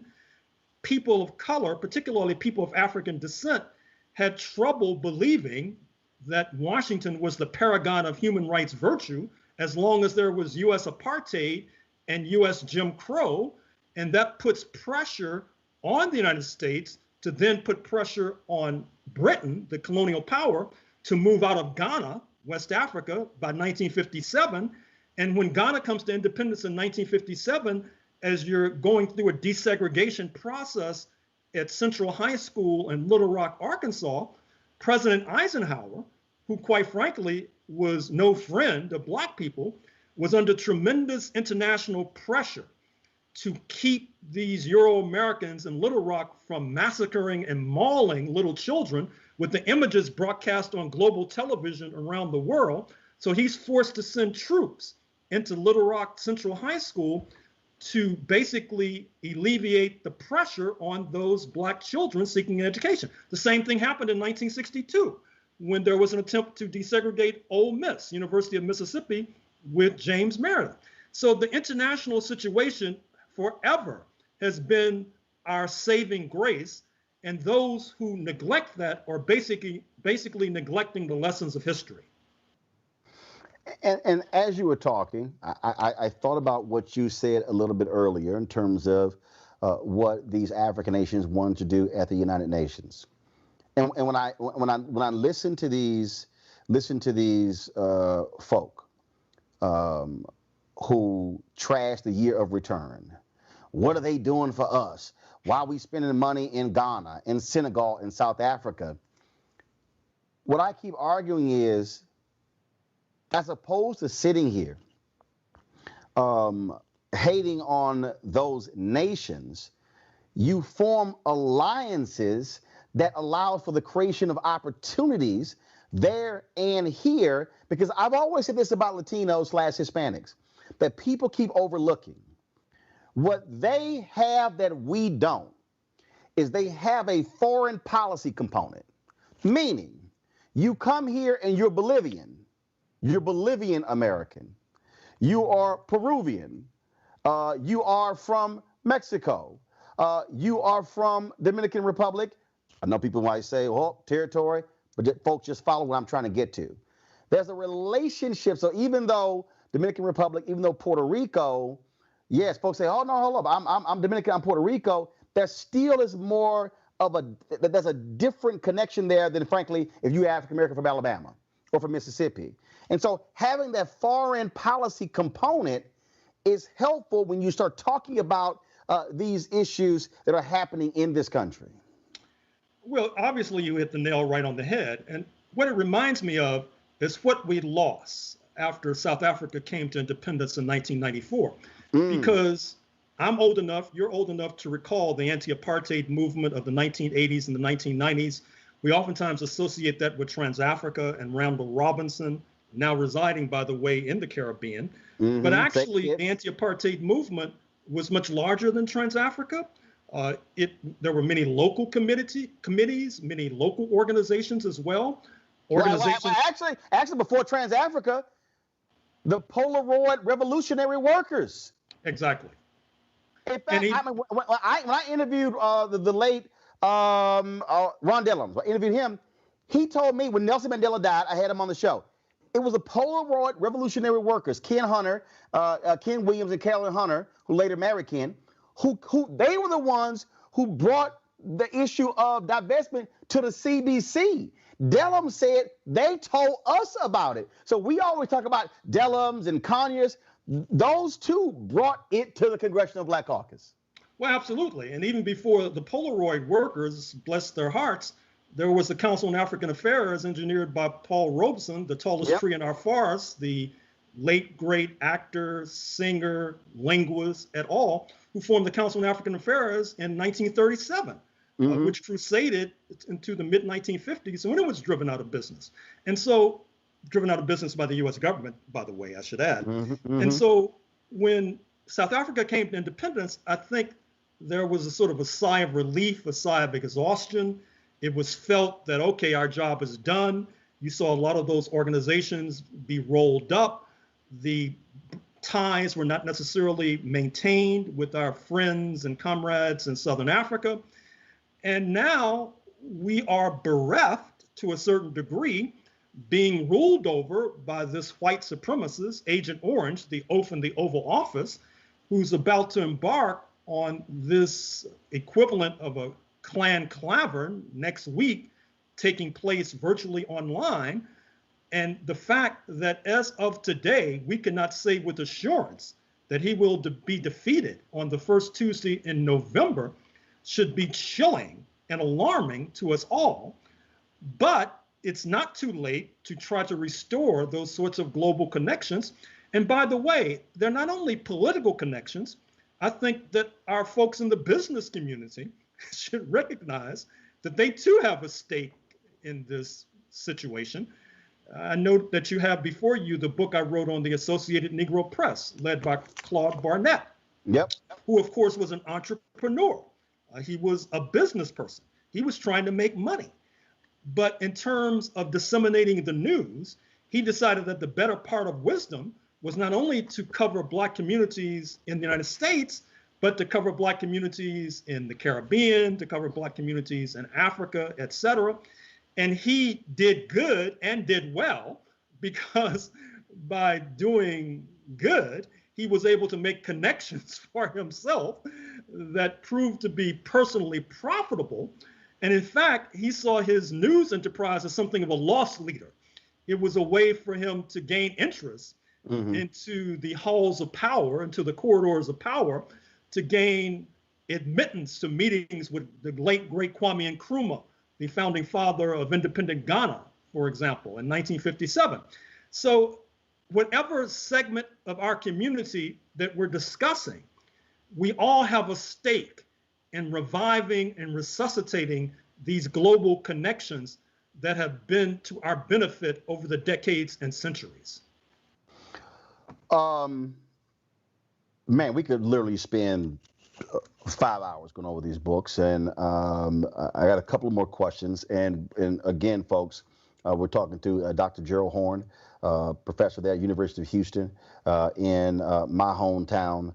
And at the end of the interview, I'm gonna show you all 5 books, y'all. First of all, he's written 30, but I'm gonna show you the 5 that I have in front of me. Gerald, as I'm looking at the comments on YouTube and Facebook, and people are going, "Oh my God, I didn't know any of these things." In the counter-revolution of 1776, what would you say is the one most important thing that you want folks watching, mostly Black folks, but I got whites and others who watch my show, and people across the world? What's the greatest takeaway, or the greatest take you want people to read this book and get from it? Well, sometimes you write a book in order to write one sentence, but you can't publish a book that only has one sentence. And the one sentence that frames this entire book, and it also sheds light on the question that my students at the University of Houston in my course on Introduction to African American Studies often ask from the minute they walk into the classroom, which is, why is it that Black people have been treated so atrociously and horribly in the United States, when purportedly this is the land of the free and the home of the brave, with this sturdy democracy and a Bill of Rights and all the rest? And what I wrote in that book that you just raised, and what I tell my students, is that Black people, by several orders of magnitude, did not support their slave owners, so-called, George Washington, Thomas Jefferson, James Madison, who they thought correctly were trying to establish a new country so that they could make sure that slavery would be perpetuated forevermore, and so that they could oust Britain from the leadership of the African slave trade, one of the most profitable enterprises known to humankind. You invest $1 and get $1,700 back. There are those even today who would sell their firstborn for a 1,700% profit. The United States had become the leader of capturing Africans and bringing them to Cuba by the 1790s. taking over the leading market, speaking of Brazil, by the 1840s. And since Black Americans opposed that entire process, when you fight a war and lose, which is what our ancestors did, you can expect to be penalized and pulverized forevermore unless and until you can turn the tables, which we began to do when we supported the Haitian Revolution, when we began to do, to fast forward to the 20th century, when we were in solidarity with Kwame Nkrumah in Ghana and Michael Manley in Jamaica and all of our friends all across the globe. So that is the main takeaway, that A, we have been beaten down so atrociously because we did not support the establishment of a slaveholders' republic in 1776, and B, one of the reasons why we were able to escape the noose that was around our neck was through international relationships, international solidarity. What is that one takeaway that you want this audience to really get from white supremacy confronted?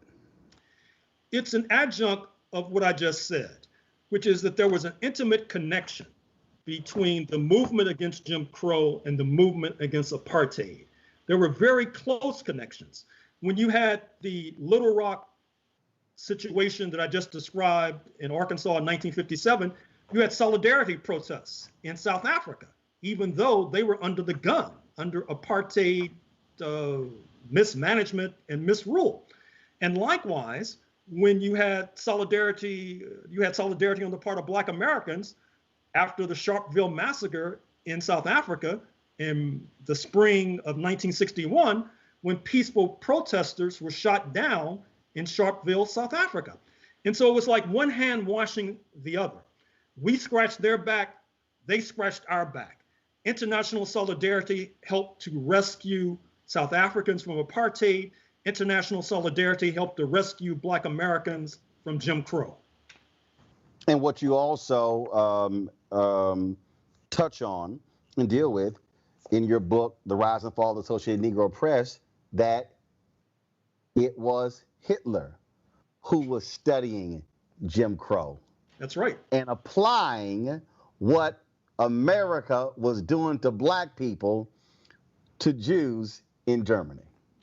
Well, it's not only that. It's the fact that I regret having to say this, but in some ways, the Black community who read Associated Negro Press dispatches in the 1930s and the 1940s were better informed about domestic and global matters than people today who have access to the internet. Because people today who have access to the internet, they're not necessarily trying to follow what's going on in the world. They're looking at cat videos on YouTube or the latest scandal involving Kim Kardashian, et cetera. And so I think we really need to rethink that entire concept, because it's a shame and a sin that in a low-tech era, in an analog era, people may have been better informed than many of us today living in a digital era, when you can have access at your fingertips to events taking place all over the world.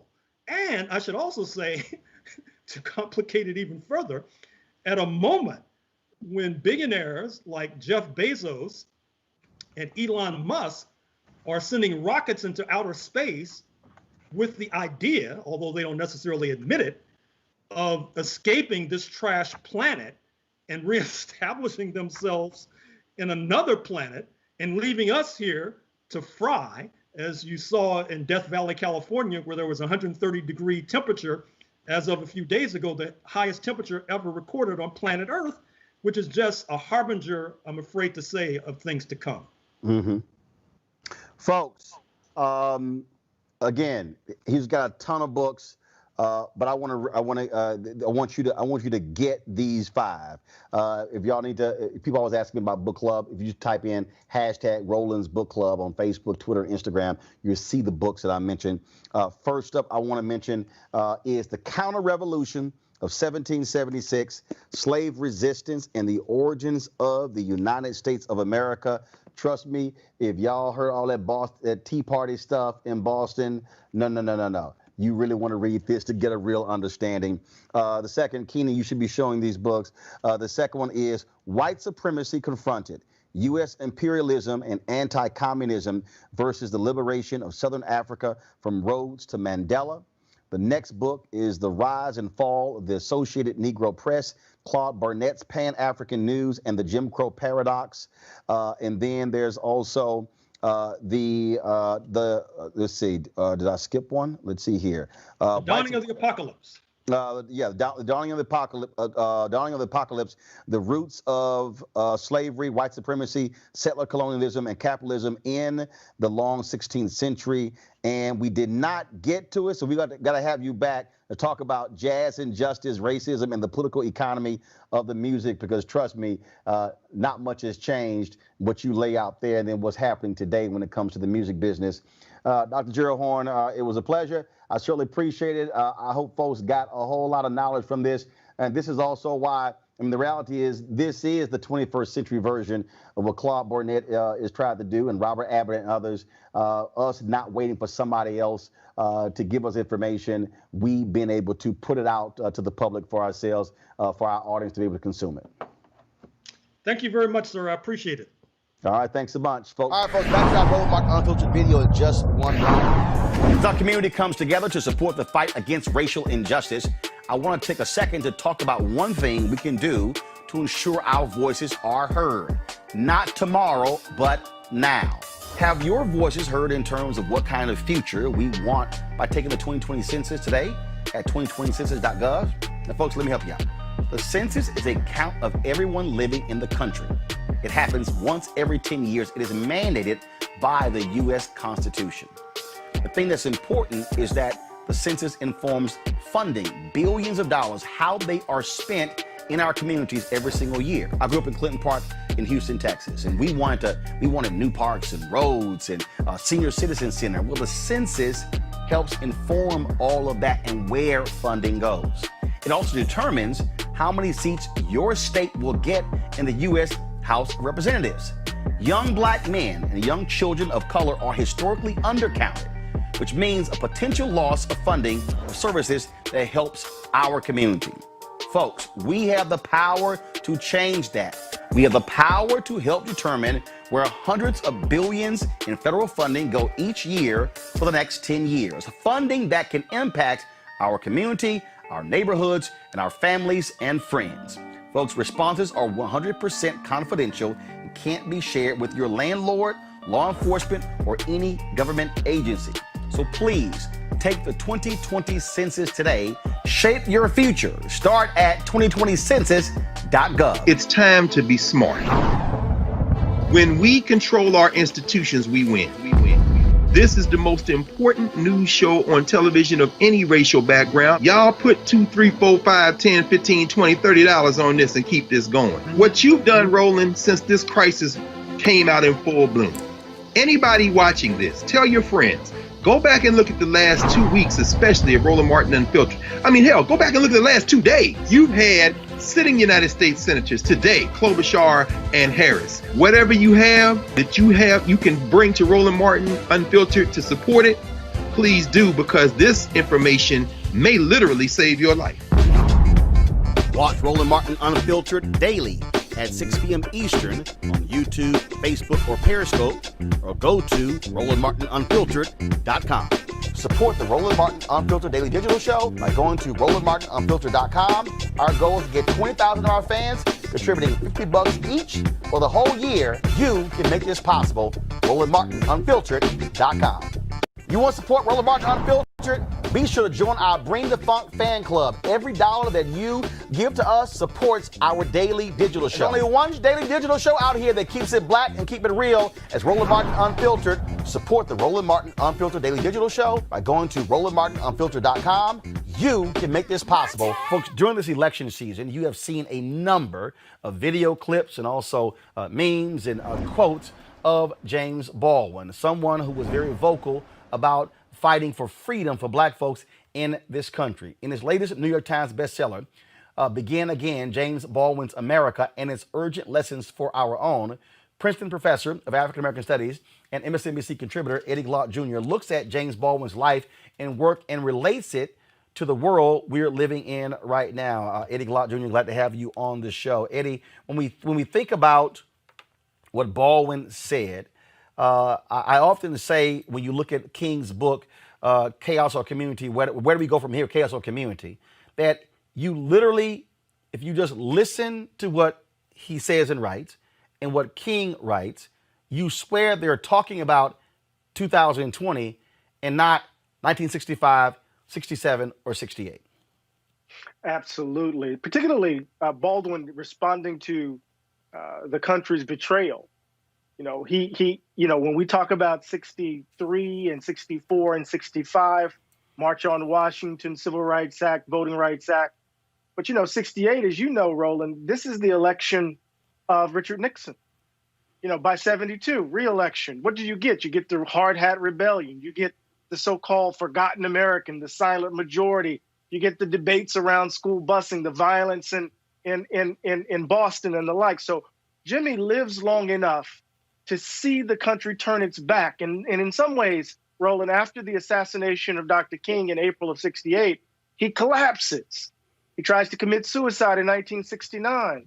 So he has to try to figure out how to pick up the pieces. And this is why, 1972 in his important book, No Name in the Street, is so important to me, because it's a book that's really centered around trauma, wound, and trying to answer the question, now, how do we pick up the pieces and roll this damn boulder up the hill again? We are engaged in a very vigorous battle here. We are seeing the results. I used the hashtag we tried to tell you in terms of what Donald Trump was going to be. I have seen a lot of the social media posts where folks have been blasting you, saying, look, you argued in 2016, you were on my TV One show, News One Now, for folks to leave the top of the ballot empty because with Hillary Clinton and Donald Trump. And I've seen you respond to folks. So talk about that. Talk about what you wrote in your book in 2016 and what you're writing in your book now. And do you still believe that was a smart analysis in 2016, or was there a mistake because of what we now see? Right. So what I wrote in 2016 in Democracy in Black was, look, the Democratic Party every 2-4 years, they come to us. They don't really present a detailed platform, at least in my view, and they kind of take us for granted, and they try to herd us to the polls like cattle chewing cud. And I was saying I thought we had an opportunity. I thought we had a window coming out of the Obama administration and the Republican Party nominating someone who was obviously not qualified. I thought we had a window to push the party left. So I said, look, if the Democratic Party doesn't come come correctly, we should blank out, leave the presidential ballot blank and vote down ballot. Once they nominated Donald Trump and I began to see what they were doing, I co-authored a piece with the political theorist, political scientist Fred Harris out of Columbia in Time magazine saying, look, if you're in a battleground state, vote for Hillary Clinton. But if you're not, you can vote your conscience. And this is what this might look like come the convention time. Now, look, I did a couple of things wrong there. I overestimated white folks. That's the first thing. I never thought white folks would elect someone who was so clearly incompetent. Really? In this moment. That was a gross error. I overestimate them. Because Eddie, here's the deal, though. I mean, look, you take history. In all of American history, white success has always been followed by white backlash.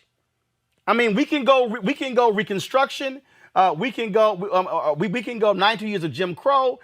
We can go. I mean, at each step, black success economically, lynching. We can talk about again what takes place. We can go 13 years of civil rights, black freedom movement. Then we go through desegregation, white backlash, black mayors in 1970s. All of a sudden, success. Boom, Reagan 1980, white backlash.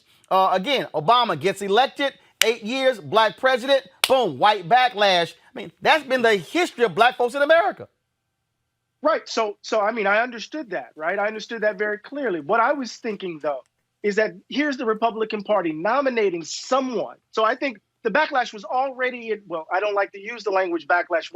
White supremacy was already rearing its head aggressively before they nominated Donald Trump. We got the vitriol of the Tea Party. We got voter ID laws and voter suppression running rampant throughout the country. We know this, right?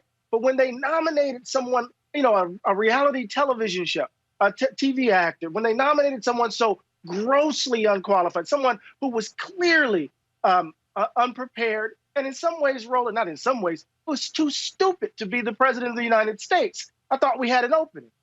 So in Begin Again, what I do is I write I basically said I made a mistake. I made an egregious error. I should have known better. I should have known better on a number of different levels. But the main thing is Baldwin confronted something similar that I was confronting when Clinton was running in 2016. Baldwin, remember, most people think of Jimmy Carter as this extraordinary president for Black folk. But in the 1979 campaign and 1980 election, Black folk were lukewarm about Carter. He had basically turned his back on us. Some Black leaders actually said he had become he had betrayed Black people with his policies of austerity that impacted Black communities, particularly in cities. And so what you saw was a depressed voter turnout. And in some ways, the fact that Black folk didn't turn out led to Ronald Reagan being elected. But Baldwin writes a piece where he says, sometimes you don't have anybody to vote for. Sometimes you're only voting to buy yourself some time. And in Begin Again, I said I should have known, given that I'm a lifelong reader of Baldwin, I should have known that lesson. And I made a mistake, and I admit it. One of my panel, I want y'all to get ready to ask questions of Eddie Glaude. Eddie, and folks, again, put the book up again. We're talking about Eddie Glaude's a new book, New York Times bestseller, book that brings James Baldwin in real life. Begin Again, James Baldwin's America and its urgent lessons for our own. One of the things that jumps out at me, and this is when I listen to people talk about this country, and people say, look, it is what it is, it's never going to change. Right. I remember reading interviewing Harry Belafonte, and one of the things he said to me was, he said, this is the reason I have stayed. He said, because essentially I am going to fight to make America be the country it says it's supposed to be. Baldwin confronted that very question. And Black folks have always been the ones to save the nation from itself. Black folks have been the ones to actually show America what democracy looks like, show America what compassion looks like, show America what forgiveness looks like. And so what do you say, though, reflecting through the prism of Baldwin, to young voters who say, I don't believe that my vote can make a difference, and so I'm going to march for change and fight for change, but I'm going to check out of the voting process, even though the marching I'm voting for is to get the politicians to change policy, but I'm going to check out of the very system that can elect folk who agree with me. It's like those two things are at war with each other. Right. I think this is the important point. I think oftentimes when we hear that sort of argument, there is a judgment, and it's a substantive and reasoned judgment, I think, at times, that the political system is bankrupt, that it's not really delivering anything for Black and poor people, that we have politicians who we elect, who then turn around and become captured by the political process, that we are a captured electorate. I can go on and on and on. What we need to understand is that the vote is one of the most important tools in our political arsenal. It is not the only tool, though. So every 2-4 years, there are elections at the national level. Every year, more than likely, there's an election. Every other year, there's an election at the local and state level. And part of what we need to understand is that politics involves electoral processes, but it's not reducible to those processes. So if we're thinking about change systemically, we need to understand that voting is a part of it.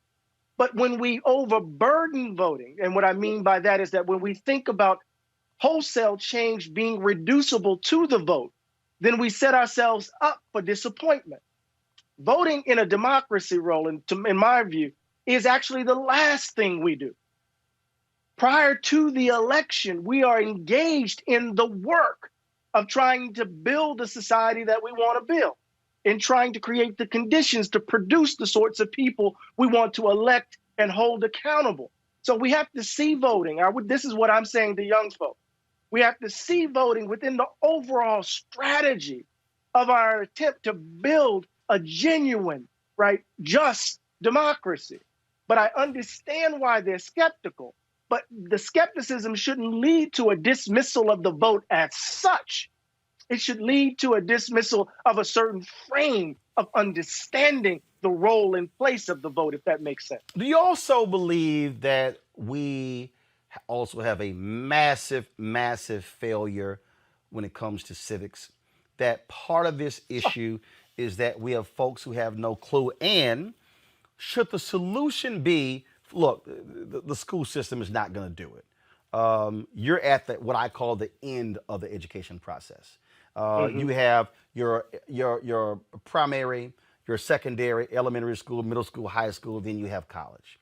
And so should black communities, black churches, black organizations be leading massive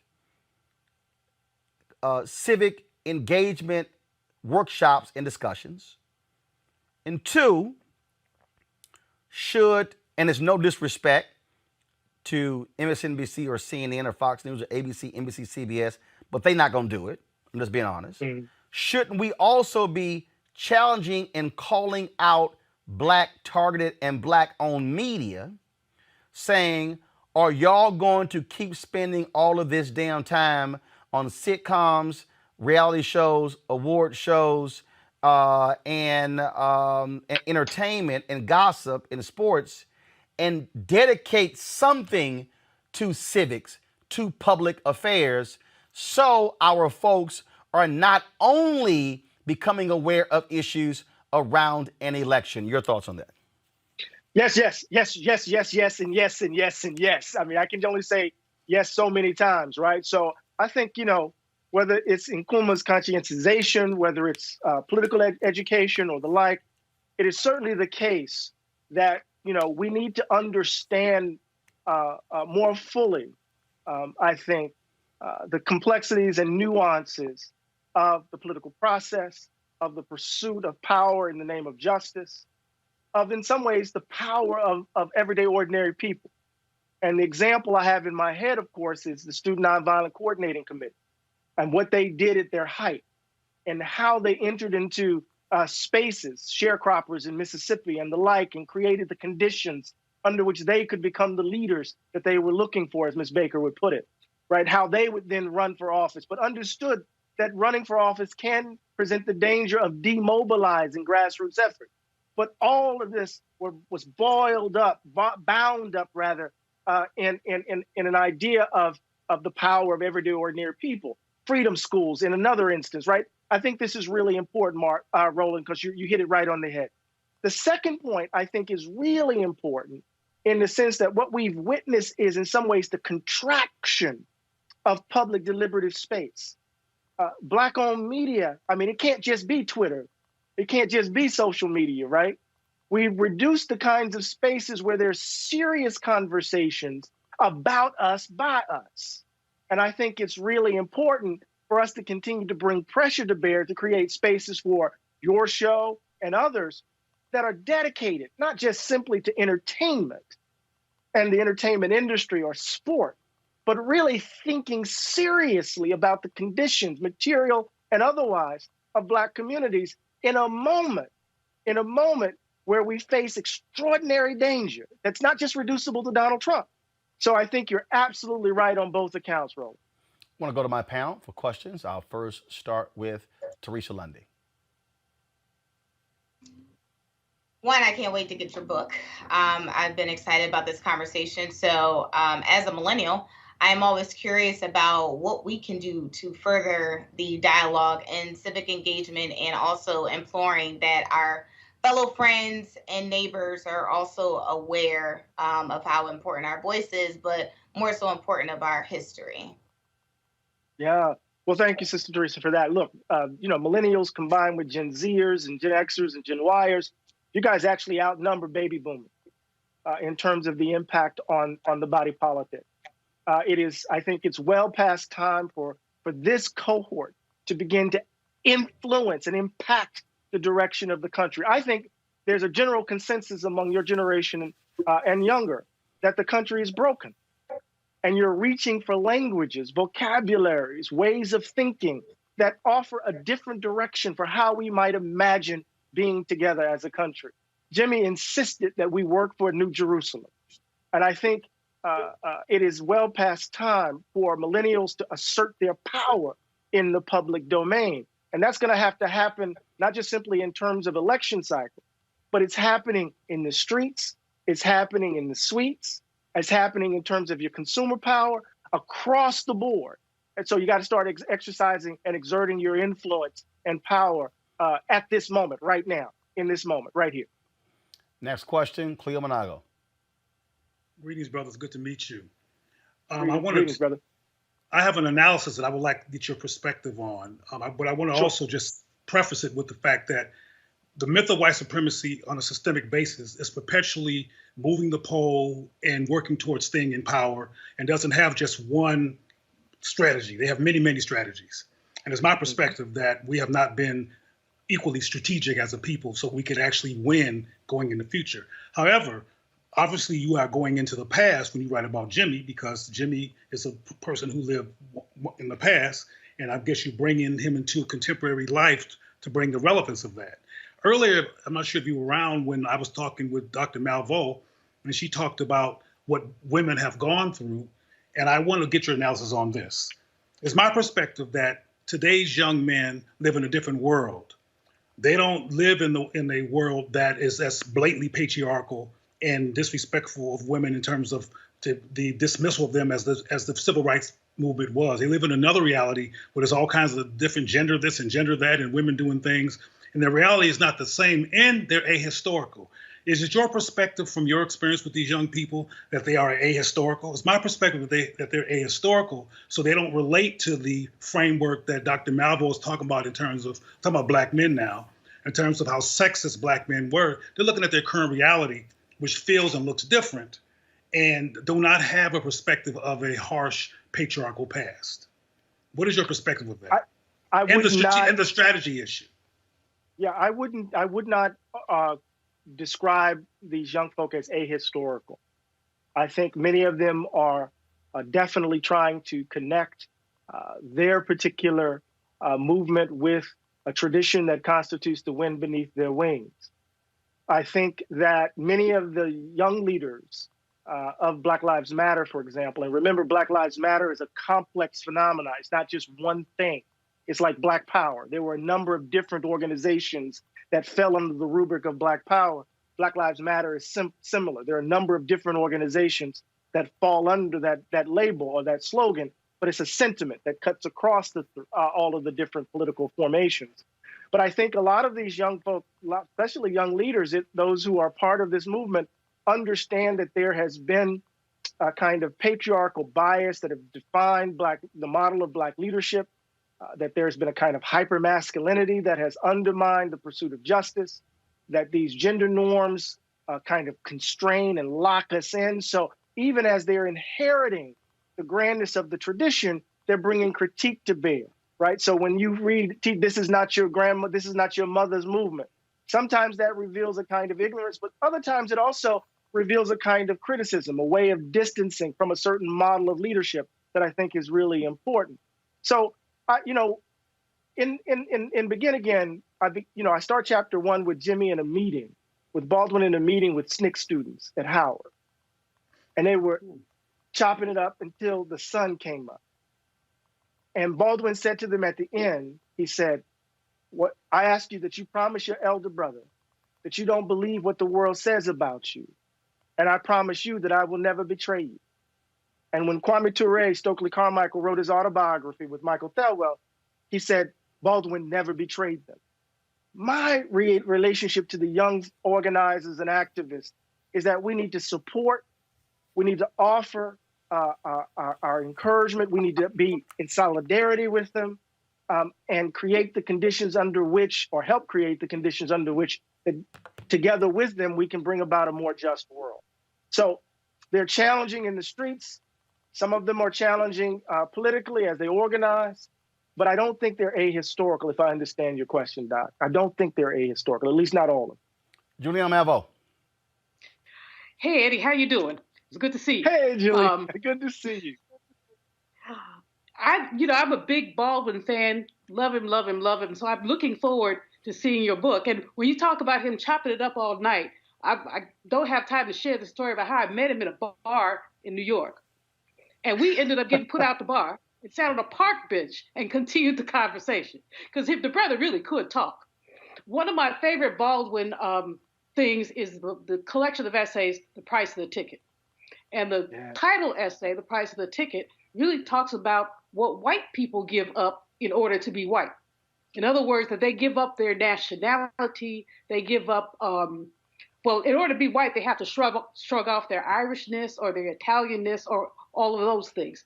And I think that he had a profound understanding of whiteness in a way that many African-American people and scholars do not. And in that understanding of whiteness, I think that perhaps where some of his despair actually came from. Now, he wasn't consistently despair, but you get some despairing moments in some of his essays. So my question to you, in terms of that particular essay and others, which would your top 3 Baldwin essays be that you would suggest every young person and not so young person read? Wow, that's a hard one. But let me just say this, Julian, you're absolutely right, Dr. Malveaux, right? So at the heart of Baldwin's corpus is what I call this revolutionary inversion. And that is, he's going to insist that the problem ain't us. The problem ain't Black people, right? To put it in my Mississippi way, right? And that is to say, he says, I never thought of myself as the N-word. You called me the N-word. And the question you need to figure out is, why did you need the N-word in the first place? Come on. So then he says, I'm going to give the N-word back to you. And then ask the question, who's really the N-word, baby? Right? So Baldwin flips it. That's really key. So the problem ain't us. It's this conception of whiteness that's rooted in this belief that because one is white, one ought to be valued more than others. And until we uproot that, we're going to find ourselves on this racial hamster wheel over and over and over again. So the 2 or 3 essays that I would suggest, of course, Fire Next Time is really important. White Man's Guilt, 1965 Ebony piece, is critical for his understanding of history. But let's just put Fire Next Time aside. So I would go White Man's Guilt. As Much Truth as One Could Bear is a wonderful essay written in 1962. And then I would say read To Crush a Serpent, which was the last essay published in Playboy magazine, where Baldwin goes at the evangelical right, the moral majority, and offers a vision of salvation and love that is so profound that it's an extraordinary sermon that I think suggests what he was thinking about as the cancer was ravaging his body. So I would say, again, As Much Truth as One Could Bear, White Man's Guilt, and To Crush a Serpent. But ask me tomorrow, I might give you 3 different ones. I can't read your book. Eddie, last question for you. Sure. And that is, I want to get your perspective on, everybody's been weighing in on my interview with Ice Cube, talking about his contract with Black America, having a conversation with the Trump folks as well. Want to get your thoughts on that. And there are those who say we should not be criticizing him. There are others who say he was wrong as well. I'm of the opinion, first of all, no one is beyond criticism.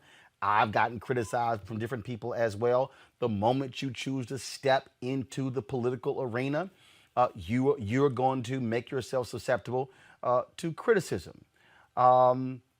Just your thoughts on what you've heard and all these different things around that issue. Roland, at the heart of it is a problematic conception of leadership. Du Bois worried about it in Souls of Black Folk. He says, when leadership is chosen from outside of our community, right? It undermines the very democratic process. He was referring to Booker T. Washington in that extraordinary essay of Mr. Booker T. Washington and others. And so part of what we need to kind of interrogate here, whether you agree with Ice Cube or not, is what is his conception of Black leadership? How is he thinking about his relationship to everyday ordinary folk? What authorizes his voice? Who gives him the power to speak on behalf of X, Y, and Z?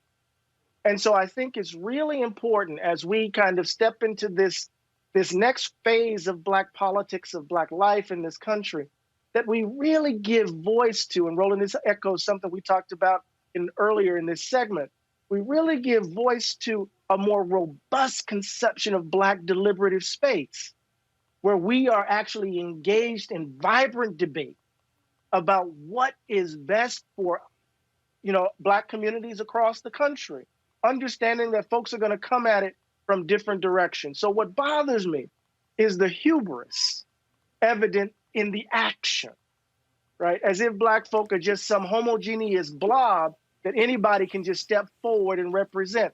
What is Ice Cube's, who is Ice Cube's constituency? Who holds him to account? Who is he responsible to? Right? It goes beyond just simply having a love for Black folk, right? It has it is tied up or bound up with who is one accountable, who are you accountable to and responsible for? Folks, the book, please show it again, by Eddie Glaude Jr. The book is Begin Again, James Baldwin's America and Its Urgent Lessons for Our Own. The final question I ask is of every book author. I can't believe I forgot about it. Every book author has a wow moment. A wow moment when they're researching a book, when they're writing it, when they're going through things. What was your wow moment when you were writing this where you just went, oh my goodness, wow, that's crazy? What was it? Oh, wow, so many. There was one. I'm in the Schomburg. I'm in the Schomburg going through Jimmy's papers, right? And there's this. You remember those little memo pads, Roland? Yep. And Julian, where you could write they're about this big, and you could write on them. Yep. I come across a little memo where Baldwin, scribbled a note to Robert F. Kennedy after his brother was assassinated, and it's a note on behalf of Harry Belafonte, Lorraine Hansberry, Jerome Smith, all the folks who met with Bobby Kennedy in '63, earlier that year, right? And Baldwin is saying to him, let me grieve with you. Let us grieve with you. We know what the suffering is. That's what we were trying to get you to see. And it's consistent with Jimmy's notion that suffering is the bridge. And I remember reading that in the file and just going, oh my God, this is something else. And it sent me back to, the artist's struggle for integrity. It sent me back to a whole range of essays, but it was one of the many wow moments I had, working my way through over 7,000 pages of work. All right, Eddie Glaude Jr. I appreciate it, man. Thanks a lot. Thank you, Doc. Take care of yourself and stay safe. Yes, sir. Thank you very much. All right, folks, back to our Roland Martin Unfiltered video in just one moment.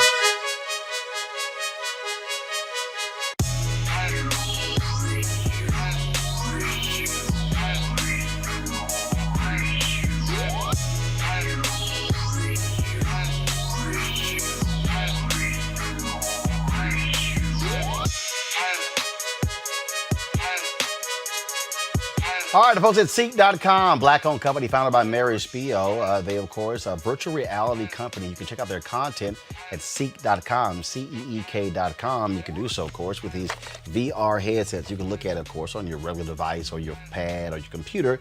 But if you want to experience being in the room, you can use this headset right here. All you simply do is just pop in your cell phone in here, pop it on, and then put this headset on, and you can literally experience their content in virtual reality. And so allows for you to do a 360-degree view of the room. But also, folks, they have the 360-degree 4D headphones right here.